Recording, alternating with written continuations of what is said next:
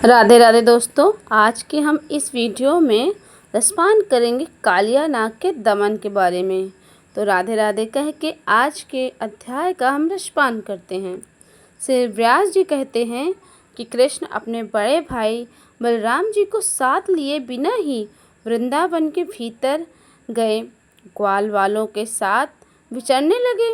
जंगली पुष्पों का हार पहनने के कारण वे बड़े सुंदर दिखाई देते थे।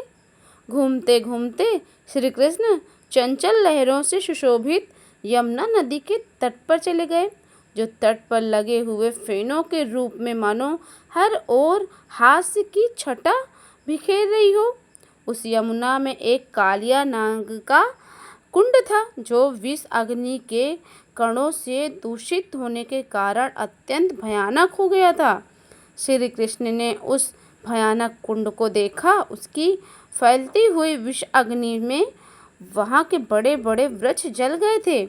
वायु के आघात से जो जल में हिलोर उठती थी और उससे जो जल की छींटे चारों ओर पड़ते थे, उनका स्पर्श हो जाने पर पक्षी भी जलकर भस्म हो जाते थे।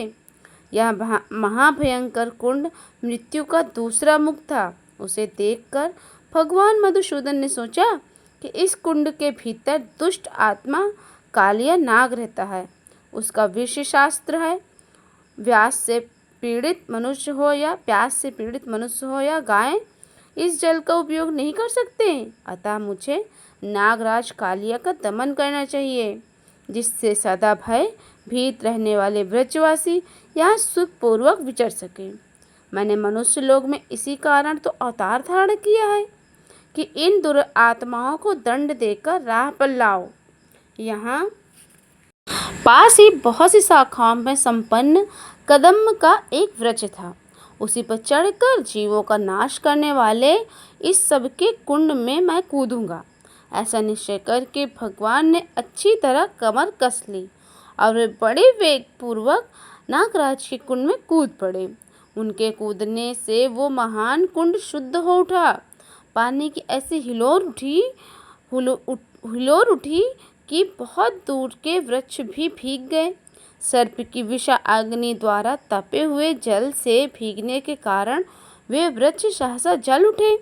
चारों दिशाओं में आग की लपटें फैल गई। उस नाग कुंड में पहुंचकर श्री कृष्ण ने अपनी भुजाओं पर ताल ठोकी। उनका यह शब्द सुनकर नागराज उनके पास आए। उनके नेत्र को क्रोध से लाल हो रहे थे। उनके फनों से विष अग्नों की लपटें निकल रही थी और बहुत से विषैले नाग उन्हें घेरे हुए थे। सैकड़ों नाग पत्नियां भी वहां उपस्थित थीं, जो मनोहर हार पहनकर बड़ी शोभा पा रही थी।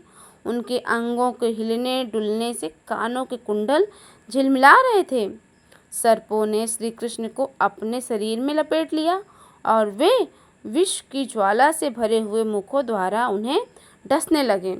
श्री कृष्ण को कुंड में पकड़कर नाग ने फनों से पीड़ित हुए देखकर ग्वाल बाल ब्रज में दौड़े आए और शोकाकुल होकर भय से कहने लगे, ब्रजवासियों, श्री कृष्ण कालिया घर में घुस कर मूर्छित हो गए हैं। नागराज उन्हें खा लेगा। तुम जल्दी आओ, विलंब मत करो। यह बात को सुनकर मानो गोपों पर तो ब्रज टूट पड़ा हो और समस्त गोप और यशोदा आदि गोपियां तुरंत ही कालिया तत्व पर दौड़ी आईं। हाय हाय, प्यारे कृष्ण कहाँ हैं? इस प्रकार विलाप करती हुई गोपियां अत्यंत व्याकुल हो उठीं और यशोदा के साथ गिरती पड़ती किसी तरह वहां आई। नंद और अन्य गोपागण और अद्भुत पराक्रमी बलराम भी श्री कृष्ण को देखने के लिए तुरंत यमुना तट पर जा पहुँचे। पुत्र का मुंह देखकर नंद और गोपा तथा यशोदा मैया दोनों जड़वत हो गए। अन्य गोपियां भी शोक से आतुर होकर रोती हुई श्री कृष्ण की ओर देखने लगी। वे भय से कतार होकर गद वाणी से प्रेम पूर्वक बोली, हम सब लोग यशोदा के साथ नागराज के महान कुंड में प्रवेश करें। अब ब्रज में लौटना हमारे लिए उचित नहीं है। भला सूर्य के बिना दिन और चंद्रमा के दिन बिना रात्रि कैसी?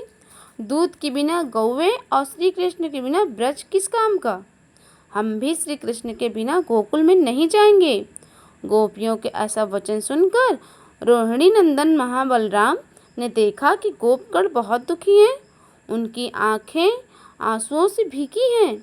नंद जी भी पुत्र के मुख पर दृष्टि लगाए अत्यंत घातक हो रहे थे और यशोदा तो माता मान अपनी सुध ही खो बैठी थी। उन्होंने अपनी अपनी संकेतमयी भाषा में श्री कृष्ण को उनके महात्म का स्मरण दिलाते हुए कहा, देव देवेश्वर, तुम क्यों इस प्रकार मान भाव व्यक्त कर रहे हो? क्या इस बात को नहीं जानते कि तुम इन मनुष्यों से भिन्न साक्षात परमात्मा हो? तुम्हें तो इस जगत के केंद्र हो। देवताओं का आश्रय भी तुम ही हो। तुम ही त्रिभुवन की दृष्टि पालन और संहार वाले त्रयत्राही परमेश्वर हो। हम दोनों इस समय उत्तीर्ण ही हैं। इस व्रज में ये गोपियाँ ही हमारे बांधव हैं। ये सब के सब तुम्हारे लिए दुखी हो रहे हैं। फिर क्यों हे श्री कृष्ण अपने इन बांधवों की उपेक्षा करते हो? तुमने मनुष्य भाव तो अच्छी तरह दिखा दिया है। अब ये खेल रहने दो। अब दांतों से इसे अस्त्र शस्त्रों का काम लेने वाले इस दुरात्मा दांत का दमन कर दो। बलराम जी के द्वारा इस प्रकार स्मरण दिलाए जाने पर श्री कृष्ण के होंठ मंद मंद मुस्कान से खिल उठे।